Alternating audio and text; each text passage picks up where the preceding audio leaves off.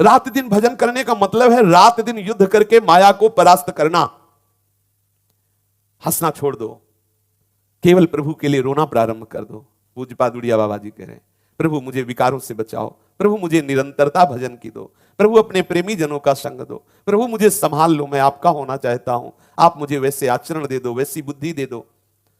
यदि हमारा रोना प्रभु के लिए होने लगे तो हमारा काम बन जाए।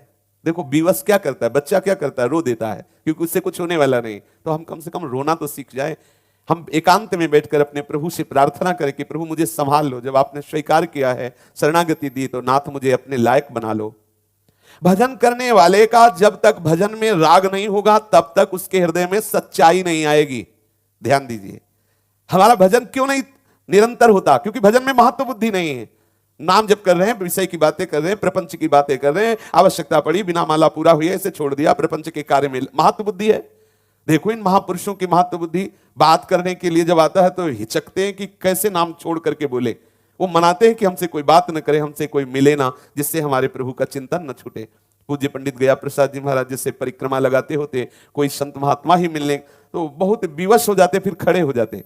खड़े होकर जो वार्ता की वो भी भगवत वार्ता, और फिर परिक्रमा को प्रणाम करके रजमुख में डाल के फिर मौन होके लगाते। नाम नाम, इतना नाम में प्रेम हो जाए कि बोलना पड़े तो ऐसा लगे कि क्यों बोल रहा हूं, क्यों मैं बात कर रहा हूं। हमें थोड़ा उसके लिए कष्ट होना चाहिए बोलने के लिए। हम तो ऐसी साधारण बातों में माला रख देते हैं, साधारण बातों में भजन छोड़ देते हैं। भजन में जब तक राग नहीं होगा तब तक सच्चाई जीवन में नहीं आएगी। जो सत्यता चाहिए, जो साधुता चाहिए, जो भगवत प्रीत्यर्थ जीवन चाहिए, वो नहीं हो पाएगा। भजन में राग करो, लेकिन राग केवल पहले से ही नहीं हो जाता है। आरंभ में तो कठोरता पूर्वक भजन करना होता है, नियम पूर्वक भजन करना होता है, जबरदस्ती भजन करना होता है। किसी ने प्रश्न किया कि जब हम नाम जप करते हैं तो हमारा सर दर्द करने लगता है। इसके लिए दो ही बातें हैं। आपका ब्रह्मचर्य बहुत ही खराब हो चुका है, क्योंकि आपकी जो तंतुएं हैं, जो नस नाड़ियां हैं, वो शक्तिहीन हो गई है। दूसरी बात है आपका पेट खराब है, आपके पेट में गैस बनती है, कब्ज है, उसका सुधार कर लो। भजन से तो एक आनंद की शीतलता दौड़ती है। एक मस्तिष्क में ऐसा लगता है जैसे कोई नशा चढ़ रहा हो ना, तो नशे में एक उन्मत्तता, एक खुमारी, एक आनंद। ऐसा थोड़ी होता है भजनानंदी वो टेबलेट रखे रहे सर दर्द के कि वो हर समय वो देखो सर दर्द हो रहा है, ऐसा नहीं। तुम तो 2-4 माला करते होगे। ऐसे ऐसे भजनानंदी है कि 1 सेकंड कभी भजन नहीं बंद होता। 1 सेकंड पूरा जीवन जिन्होंने भजन का अभ्यास किया है ना, छा गया है। हर नस नाड़ी में मंत्र और नाम छाया हुआ है। अब वहां जपना नहीं है कि हम आपसे बात कर रहे हैं तो मंत्र भूल, छाया हुआ है। यही तो भजन का अभ्यास का फल मिलता है। क्या प्रभु देते, सच्ची मानिए क्या देते हैं। आप रोगे, निहाल हो जाओगे। जब आपका परिणाम प्रकाशित होगा ना तो आप नाचोगे। और अगर बुरे आचरण किए, मनमानी आचरण किए, तो फिर देख लेना परिणाम प्रकाशित होगा। अवश्य में भोक्तव्यम कृतम कर्म शुभाशुभम। आरंभ में कठोरता से भजन करना होता है, नियम से भजन करना होता है। ऐसा करोगे ना तो भजन में प्यार हो जाएगा, भजन में राग हो जाएगा। किंतु ऐसा तभी होता है जब संत महापुरुषों का संग होता है, गुरुजनों की आज्ञा, तभी कठोरता भी आएगी। जैसे आप सुन रहे हो ना, तो ये वाणी जाके आपको चैन नहीं लेने देगी, आपके हृदय में जलन पैदा कर देगी, आपके हृदय में एक वीरता आ जाएगी, विषयों को परास्त करने का बल आ जाएगा। बिना संत महात्माओं का संग किए भजन में नियम पूर्णता या दृढ़ता नहीं आती है। और बिना भजन में नियम पूर्णता, कठोरता, दृढ़ता आए बिना वो भजन परिपक्व नहीं होता, भजन में प्रेम नहीं होता। जो बेगार समझ करके कुछ नियम पूरे करते हैं कि भाई करना ही है, जल्दी पल्ले जैसा जो कुछ, तो वो भजन प्रेम पूर्वक नहीं हुआ, वो भजन प्रेम प्राप्ति वाला नहीं हुआ। दीर्घ काल तक श्रद्धा पूर्वक सत्कार सहित निरंतर भजन करो। यदि ऐसा ना हो तो समझना चाहिए कि भजन के नाम पर हम बेगार टाल रहे हैं, फिर तुम्हें कैसे भगवदानंद की अनुभूति हो। जब भजन का राग होता है तब सब विषय अपने आप विषवत लगते। सच्ची बात कहते, सच्ची बात। जब आपके हृदय में भजन का प्रकाश होगा ना, तो यही हृदय है, यही हृदय। एक दिन एक उपासक से कह रहे थे कि इसी हृदय ने हम ब्रह्मास्म का चिंतन किया है और इसी हृदय में सहचरी भाव का चिंतन हुआ है। तो यदि ऐसा होता कि सीधे आए सहचरी भाव, तो समझ में आता कि नहीं, सबका स्वरूप सहचरी ही है, सबका स्वरूप सहचरी ही है। इसी आत्म तत्व का चिंतन हुआ था, अहम ब्रह्मास्मि, इसी शरीर में, इसी शरीर में। और इसी का चिंतन उन्हीं की कृपा से जब हुआ कि मैं से, तो वही आत्मस्वरूप सहचरी, जो आत्मस्वरूप अहम ब्रह्मास्मि, वही आत्मस्वरूप सहचरी, वही आत्मस्वरूप सखा, वही आत्मस्वरूप गोपी, वही आत्मस्वरूप दास। जैसी भावना आप करो वैसे ही आपका आत्मस्वरूप प्रकाशित हो जाता है, वैसे ही प्रकाशित हो जाता है। इसीलिए कह रहे हैं कि आप जब भजन करोगे, भजन का प्रकाश होगा तो समझाना नहीं पड़ेगा। सच्ची मानिए, कुछ अच्छा नहीं लगता, कोई सार वस्तु मन को समझाना नहीं पड़ता कि अरे ये विषय भोग ना करो नहीं तो भगवत प्राप्ति नहीं, ऐसा नहीं होता। जैसे तुम शौच को लपेटना नहीं चाहोगे, जैसे तुम बमन को खाना नहीं चाहोगे, जैसे विष को खाना नहीं चाहोगे, ऐसे ही तुम ब्रह्मादि के भी भोगों की लालसा तुम्हारे हृदय में नहीं रह जाएगी। ऐसी घृणा बुद्धि पैदा हो जाएगी भजन से। ऐसा मत समझो कि भजन करने वाले नाटक करते हैं, ऐसा मत समझो। जो वास्तविक भजन मार्ग में हैं, कोई भी विषय उन्हें परास्त नहीं कर सकता। बिल्कुल समझ लीजिए, सत्य विषय समझ लीजिए। हृदय में राग ही खत्म हो जाता है, असलियत समझ में आ जाती है। असलियत, वास्तविक सुख नहीं। कहां सुख है? बैठकर विचार कर लो एकांत में, किस जगह में सुख है, कौन सी वस्तु में सुख? केवल भ्रम। वो मृग भागता रहता है कि यहां जल नहीं, वहां जल नहीं, वहां मर जाता है, कहीं उसको प्यास नहीं बुझती। ये बात तभी समझ में आएगी जब आपका भजन होगा। भजन होगा तो कोई भी विषय आकर्षण रह ही नहीं जाएगा। हर विषय झूठा, हर विषय आपको विश्वत लगेगा, पर ये विषयी पुरुष नहीं समझेंगे। उनको लगेगा केवल प्रवचन है, केवल भाषण है। नहीं नहीं, भजन करके देखो। बाबा कह रहे भजन का जब राग जागृत होगा तो विषय विश्वत आपको अनुभव में आएगा। जब तक आपकी भजन में लगन नहीं है तभी तक ये सब गड़बड़ी है। संत श्री नारायण स्वामी जी कहते हैं, लगन लगन सब कोई कहे, लगन कहावे सोए, नारायण जा लगन में तन मन डारे खोए। वही लगन है जिसमें ना तन की शुद्धि रह जाए, ना मन किसी विषय का संकल्प करे, एकमात्र प्रीतम का चिंतन। कर्णवास से प्रायः 5 मील उत्तर में भेरिया नामक एक गांव है। उसके समीप विरक्त संतों के लिए एक आश्रम है, जिसमें अलग अलग अनेकों साधकों ने छोटी छोटी झोपड़ियां बना रखी थी और वहां वो सब साधना करते थे। पूज्य बाबा को जब पता लगा तो इतने बड़े महापुरुष होने पर भी ये दर्शन के लिए जाते हैं। ये संतों की महिमा होती है। ये देखें कैसे कैसे साधक भजन कर रहे हैं वैराग्य पूर्वक, तो बाबा वहां गए। इन आरण्यक विद्यालय के विषय में एक बार एक सज्जन ने महाराज जी से पूछा था। महाराज जी जब वहां गए, दर्शन हुए, तो वहां एक आए हुए थे, तो उन्होंने बाबा से कहा कि बाबा, ये साधक जन और साधु महात्मा जन ये भजन करते हैं और भीख मांगकर खाते हैं, क्या ये अकर्मण्यता नहीं है? अरे कमाएं खाएं, तो भीख मांगते खाते और माला चलाते हैं, ये क्या ठीक है?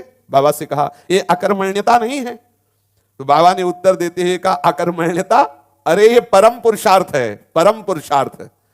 सच्ची मानिए, सत्य मार्ग पर चलकर देखिए, इससे बड़ा कोई काम है ही नहीं। त्रिभुवन में इससे कठिन कोई काम नहीं। सुन रहे हो ना, अभी थोड़ी देर पहले से अभी तक सुन रहे हो, है हिम्मत, छाती में हाथ रख के देखो। फावड़ा चला लेना, नौकरी कर लेना, पेशा कर लेना, खान पान सब वो एक अलग क्षेत्र है। जरा इस क्षेत्र की बातें सुनो। देखना चाहते हो देख नहीं सकते, छूना चाहते हो छू नहीं सकते। मन को मारकर सच्चिदानंद प्रभु में प्रतिपल लगाओ, एक क्षण के लिए भी अंतराय ना हो। यह है परम पुरुषार्थ। तुम समझते हो हम काम कर रहे हैं, बाबा जी जो है वो बेकार बैठे रहते। बाबा जी जो काम कर रहे हैं, ब्रह्मा भी प्रणाम करते हैं उनको। ब्रह्मा जी रोज प्रणाम करते हैं, मतलब प्रत्येक दिन में वो सब संतों को, भूत भविष्य लोग 14 में भये हुए हरि प्यारे, सबको प्रणाम कर। ये बहुत बड़ा कार्य है। आप इसको देखना चाहते हो तो कर लो।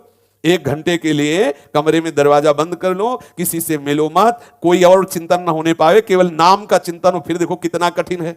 फिर देखो आपको ऐसा लगे कि भागो यहां से, बेकार, मतलब इतना।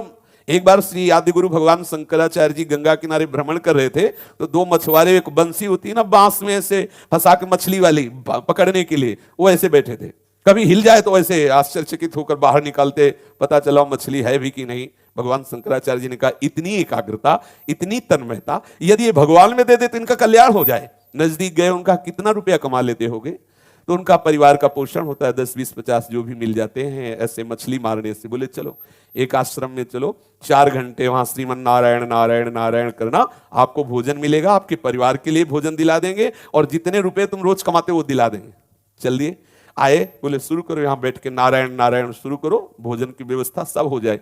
वो जहां 1-2 मिनट व्याकुलता हुई, शंकराचार्य जी से कहा, इससे तुम डबल भी दो तो हम नहीं रुकेंगे, हमें मछली मारना अच्छा, ये सब नहीं, नारायण नारायण भगवान नाम पापवंत कर सहज स्वभाव, भजन मूर्ति भाव न का। इससे साधारण न समझा जाए कि भगवत मार्ग कायरों का है। ये उन वीरों का है जो बड़े बड़े युद्धों पर विजय प्राप्त कर सके, पर वो अपने काम पर विजय नहीं प्राप्त कर पाए, क्रोध पर विजय प्राप्त नहीं कर पाए, मान पर विजय प्राप्त। और ये योद्धा, ये इन्हीं को परास्त करते हैं। काम क्रोध मद मान सबका नाश करके उस स्वराज्य पर विराजमान होते हैं, भगवदानंद में डूबते हैं। बाबा ने कहा, यह कर्मण्यता समझते हो इसे? कैसी तुम्हारी बुद्धि मारी गई है? अरे ये परम पुरुषार्थ है। जीव को भगवान कृपा करके मनुष्य शरीर देते हैं केवल भगवत प्राप्ति के लिए, केवल भगवत प्रेम के लिए। जो सर्वस्व त्याग करके परमार्थ का पथिक बनता है, धन्य है उसका जीवन। वो अकर्मण्य कहते हो उसे, कायर कहते हो उसको। वो समझते हो कि भीख मांग के खाते पेट भरते, बेकार तुम्हारी बुद्धि मारी गई है। चल के तो देखो इस मार्ग में, ये साधारण नहीं है मार्ग, आप चल के तो देखो इस मार्ग में। हृदय की गति आपको बता देगी कि ये मार्ग क्या है। दूर से केवल बोल देना बाबा जी सब पाखंडी, बाबा जी सब, चल के तो देखो ये उन बहादुरों का मार्ग है जहां बड़े बड़े बहादुर हार गए, वहां ये विजय प्राप्त करते। काम क्रोध लोभ मोह मद मत्सर सबको परास्त करके और प्रभु के चरणारविंद की समीपता प्राप्त करते हैं। पूज्य बाबा ने ये कहा कि ऐसा कभी चिंतन नहीं करना चाहिए किसी को। बहुत बड़ा अपराध है कि संत लोग ये कायर हैं, ये भीख मांगते खाते हैं, ये किसी काम के नहीं, ऐसा मत सोचो। देखो संत महात्मा जन एकांत में बैठकर भजन करते हैं तो उसका प्रभाव संपूर्ण विश्व को प्राप्त होता है। जैसे अभी किसी ने सूचना दी थी कि आप सावधान रहना, कौन रोना दो कोरोना क्या है, हाँ कह रहे थे वो वायरस पता नहीं कहां से उठा हो, अब हमें तो पता। किसी ने कहीं वो कौन सा जीव, वो चमगादड़ चमगादड़ को खाया होगा, कहीं भोगना पड़ रहा है ना सबको, कहीं पाया होगा। और वहां का वायरस देखो यहां आया कि नहीं। तो ये भजन का वायरस इतना भी श्रेष्ठ नहीं है, भजन का वायरस इससे भी श्रेष्ठ नहीं है। मतलब उस कोरोना वायरस से सब घबरा रहे हैं कि अरे वो कहां से आया है, बोले वो वहां कहां चील से आया है। अरे भारत का वायरस देखो हर देश में मिलेगा। हरे कृष्णा हरे कृष्ण, ये वायरस नहीं है। एकांत में बैठा हुआ महात्मा रामकृष्ण हरि बोल रहा है, तुमको उसके वायरस पर विश्वास नहीं है। वो संपूर्ण विश्व का मंगल एक कोठरी में बैठे हुए कर रहा है। जैसे भारतवासी किसी ने नहीं खाया वो चमगादड़, किसी ने नहीं खाया, लेकिन भोगला पड़ रहा है। सब सावधान, मुंह पे पट्टी लगाओ, ऐसा करो वैसा करो। क्यों क्यों बोले वो खाया उसने तो वही भोगे नहीं। अगर एक पापाचरण करता है उसको संभाला नहीं गया तो पूरे विश्व को भोगना पड़ता है। देखो कैसे भोगना पड़ता है। एक परिवार का सदस्य अगर कुमार्गामी हो तो पूरे परिवार को डंडे खाने पड़ते हैं। एक अगर पूरे विश्व में किसी एक देश में घोर अत्याचार हो तो उसका प्रभाव सब देशों को भोगना पड़ता है। देख लो, अगर भारत देश के किसी कोने में बैठ करके एक महात्मा अपने जीवन को भगवद अर्पित करता है तो उसका भजन संपूर्ण विश्व का मंगल करता है, ऐसे जैसे ये वायरस करता है। पर यह बात सबकी समझ में नहीं आएगा। ये बात तो समझ में आ जाएगी वायरस वाली, लेकिन ये समझ में नहीं आएगी भजन का भी वायरस होता है। भजन का वायरस जन्म मरण के महान दुख से आपको मुक्त कर देगा। इसलिए पूज्य बाबा कहते कभी संतों के प्रति ऐसा मत सोचो कि ये संत जन कायर हैं, भीख मांग के खाते, एकांत में अपना पेट भरते हैं, किसी काम के नहीं, देश के काम के नहीं। ऐसा लोग बोल देते हैं, किस काम के, न समाज के काम लायक है न देश के। सोचो अगर आपका भजन, आपका भगवत चिंतन चल रहा है तो आपके शरीर से, सबके शरीर से वायु में परमाणु फैलते हैं। आपके शरीर से जो परमाणु फैलेंगे वो आपको पता नहीं चलेगा। जो पापाचरण करते हैं उनको भी शांति मिलेगी, उनका भी मंगल होगा। इसलिए अगर आज जगत कुछ प्रसन्न है पापाचरण करते हुए तो इन महात्माओं की चरण धूल की वंदना करो। इनके भजन से पवित्र हो रहे हो, इनके भजन से सुरक्षित हो रहे हो। जिस दिन इन भजनानंदी महात्माओं का अंतर्ध्यान स्वरूप हो जाएगा और जहां रामकृष्ण हरि का यश और रामकृष्ण हरि का कीर्तन नहीं होगा, तब देख लेना भा भ्रष्टाचारा सब संसारा धर्म सुने नहीं काना, कलिकाल बिहाल के मनुजा ने मानत को अनुजा तनुजा। आग लग जाएगी संसार में वासना की और सब जलेंगे। इसलिए कभी कोई संत महात्माओं पर ऐसी भावना न करे कि ये तो हराम का खाते हैं और केवल ऐसे ही जीवन व्यतीत कर रहे हैं। पूज्य बाबा फिर वहां से जब आगे बढ़े तो एक अच्युत मुनि नाम के महापुरुष थे। इनका नाम पूर्व दौलत राम जी था। ये बहुत बड़े संस्कृत के ज्ञाता थे। तो संस्कृत विद्यालय में पढ़ाने जाते तो वहां देखा कि संस्कृत विद्यालय में पढ़ाने के लिए पैसा लिया जाता है। तब इन्होंने कहा मैं ऐसा नहीं कर सकता, वेदवाणी का अध्ययन कराएं, इसके बाद भेंट ले, ये मेरे से नहीं हो सकता, बस मुझे ऐसा जीवन नहीं जीना। तो इन्होंने वैराग्य ले लिया। देखो जो सत्य से चलता है उसे वैराग्य हो ही जाता है। फिर ये बहुत बड़े महापुरुष हुए अच्युत मुनि। जिस समय पूज्य बाबा गंगा किनारे से इनके आश्रम की तरफ जा रहे थे तो देखा, तो इन्होंने कहा दौड़ो दौड़ो, देखो साक्षात ब्रह्म चला रहा है। क्योंकि बाबा की दृष्टि और दृष्टि मिलते ही समझ गए कि ब्रह्मबोध महापुरुष हैं। ब्रह्म ज्ञान होना अलग बात है और ब्रह्म बोध होना ये बहुत अलग बात। जैसे भगवत प्रेम की बातें जान लेना अलग बात है, लेकिन भगवत प्रेम होना अलग बात है। उन्होंने समस्त उपासकों से, विद्यार्थियों से कहा देखो ब्रह्म बोध संपन्न महापुरुष पधार आए हो। गंगा जी से आ रहे, बोले दौड़ो इनके दर्शन करो, इनकी चरण सेवा की प्रार्थना करो, अगर ये स्वीकार कर लें। अच्युत मुनि पूज्य बाबा के चरणों में प्रणाम किए। ये भी महापुरुष थे अच्युत मुनि। महाराज जी बड़े प्रेम से मिले और आपस में कुछ सत्संग की बातें हुई। तब कहा कि त्याग कर लेना तो सहज है, लेकिन वैराग्य होना बहुत कठिन है। त्याग और वैराग्य में अंतर है। भोगों की लालसा होते हुए भी भोगना भोगना, इसे त्याग कहते हैं। लेकिन भोगों के बीच में रहते हुए, भोगों की बाहुल्यता में भी भोगना भोगना, इसे वैराग्य कहते हैं। वैराग्यवान होना थोड़ा कठिन है, पर त्याग से ही वैराग्य में जाया जाता है। और ऊपरती तो इससे भी ऊपर की बात है कि ये भोगने की वस्तु, ऐसी भावना ही नष्ट हो जाती है। श्री महाराज जी ने पूछा कि अज्ञान किसे कहते हैं अच्युत मुनि से। तो आप बोले, जो लोग ये कहते हैं कि वशिष्ठ जी को जो ज्ञान हुआ वो किसी को नहीं हो सकता, यही सबसे बड़ा ज्ञान है। जो वशिष्ठ को ज्ञान है वो आपको हो सकता है, जो भगवान शंकर को आनंद है वही आपको हो सकता है, क्योंकि वो आनंद सिंधु प्रभु सबके हृदय में। एक ही जड़ भरत थोड़ी हुई, हजारों हुए, हजारों हैं, हजारों होते रहेंगे, पर प्रभु जिसको प्रकाशित कर देते हैं वही जान पाता है। ये भगवान का संसार ऐसा नहीं है कि इसमें एक महापुरुष थे अब नहीं, एक से एक महापुरुष अब भी है और आगे भी रहेंगे। जब घोर कलिकाल आएगा तभी अंतर ध्यान हो जाएंगे, तब कहीं भगवान नाम कीर्तन, भगवत कथा वार्ता। आज जो एक कथा हो रही ना, ये उन्हीं महापुरुषों के तेज से हो रही है।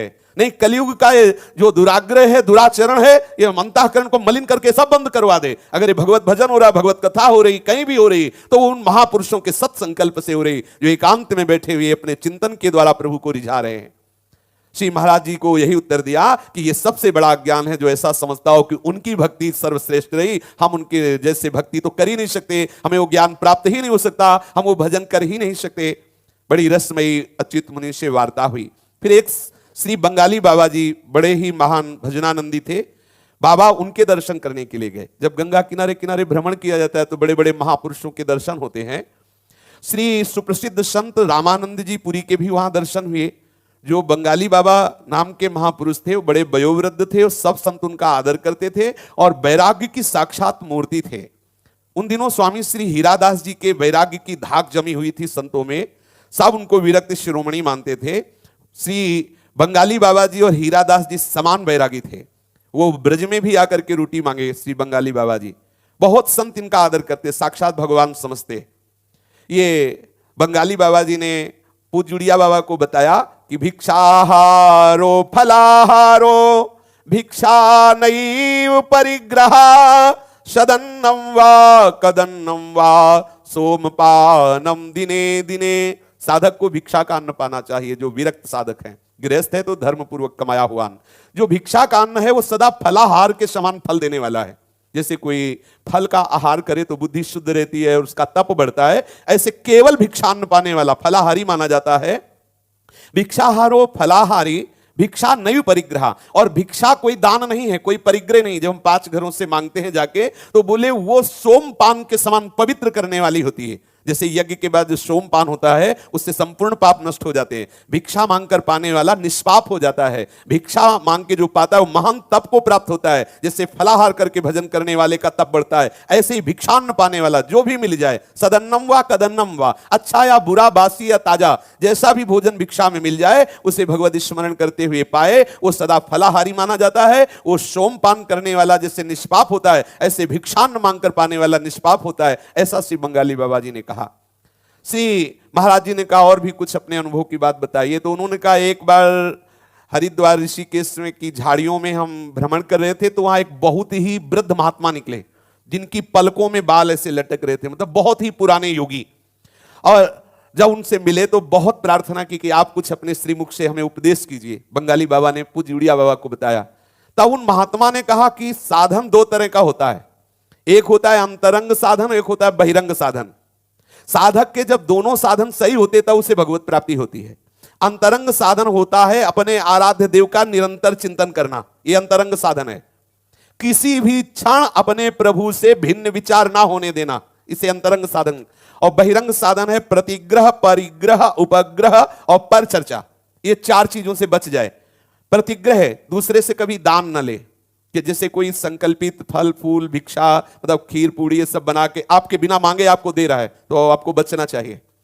या तो आकाश वृत्ति से, जो परमहंस वृत्ति से है, जिसका परिचय किसी से नहीं है, वो बात अलग है। नहीं तो साधक को मांग के पास, जैसे हमें आवश्यकता है कि हमें किसी औषधि की आवश्यकता है, हम अचानक आपसे कह देते हैं आप हमें 10 रुपया दे देंगे।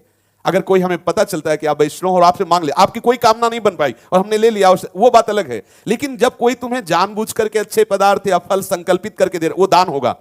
और अगर साधु दान प्रतिग्रह लेगा तो फिर उसका भजन तप क्षीण हो जाएगा। और परिग्रह बहुत चीजों का संग्रह करना, उपग्रह दिन में कई बार खाना, साधु को, उपासक को, भगवत प्राप्ति के मार्ग में चलने वाले को अगर आपको कई बार प्रसाद भी मिलता है तो उसे लेके रख लीजिए। जो नियम आपका प्रसाद पाने का है उसी समय पाइए, बार बार मुंह में नहीं डालते। जैसे कुछ लोग ऐसे होते हैं, बोतल रखते हैं पानी की, थोड़ी थोड़ी देर में से चिड़िया हो क्या चुग रहे थोड़ी थोड़ी देर में। हाँ, एक अपने एक दिनचर्या रखो। अब साधन में बैठे, सत्संग में बैठे बोतल खोले ऐसे ऐसे, ये विषयी पुरुषों के कार्य। साधक को चाहिए संयम पूर्ण जीवन, एक नियम बनावे। राधा बाबा तो ऐसा नियम बनाए थे कि एक बार ही भोजन, एक बार ही जल। और जब जल पीते थे तो बाल्टी और गिलास में लाया जाता था, एक बार भर लिया, एक बार, और बस खूब रात दिन भजन। चलो ऐसा नहीं तो नियम बना लो कि इतने बार ऐसे जल पीना है और इतना भोजन पाना है। बार बार खाने, जो कुछ भी मिला ऐसे खाते रहते हैं थोड़ी थोड़ी देर में, वो फिर भजन सिद्ध नहीं होता। मुख जूठा नहीं होना चाहिए, बार बार नहीं पाना चाहिए, किसी से दान नहीं लेना चाहिए। दान शब्द जो है हमारे भजन को नष्ट करेगा। आवश्यकता अगर आपको है या तो प्रभु के आश्रय रहो, कहीं ना कहीं से स्वाभाविक पूर्ति कर देंगे, या आप भिक्षान्न के द्वारा अपना उदर पोषण करो। प्रतिग्रह दान लेना, परिग्रह खूब संचित करना, और उपग्रह कि बार बार खाना, और पर चर्चा। ये जो दूसरे के विषय में स्तुति या निंदा परक बोला जाता है, हमारे भजन को नष्ट करता है। इसलिए अंतरंग और बहिरंग दो साधन उन महापुरुष ने बताए बंगाली बाबा को, कि अंतरंग साधन है कि भजन छूटे ना, निरंतर चिंतन। बाहरी साधन है किसी से दान ना लेना, खूब संचय भोगों का ना करना, बार बार ना खाना, पर चर्चा निंदा स्तुति ना करना। अगर ऐसे साधक चले तो बहुत शीघ्र ही वो ब्रह्माकार वृत्ति को, भगवदाकार वृत्ति को प्राप्त हो जाए। शेष चर्चा आगे। श्री राधा वल्लभ लाल की जय।